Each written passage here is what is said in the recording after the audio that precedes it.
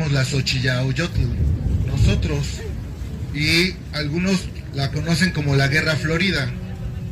La mayoría de las personas piensa que es la lucha de las energías de dos personas para destruirse o algo así, pero eso no es la Xochillaoyotl. La Xochillaoyotl es la manifestación del orden en todos los sentidos. En la práctica, por ejemplo, hoy aquí la Xochillaoyotl dice que quien nos está dirigiendo pues es la cabeza. Esa cabeza para nosotros tiene que ver con algo que se llama la Xucoatl.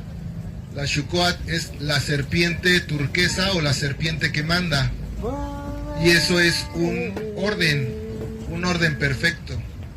Entonces para nosotros ese orden es el que se debe de manifestar ya en este tiempo. Pues como les decía, la Xochillaoyotl es la capacidad que tenemos todos de tener un orden.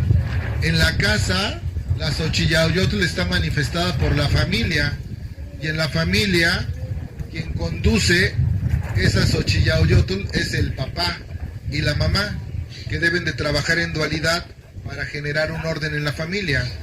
Cuando eso falla, en ese momento pues se deja de ejercer la fuerza que debe de tener ese ente.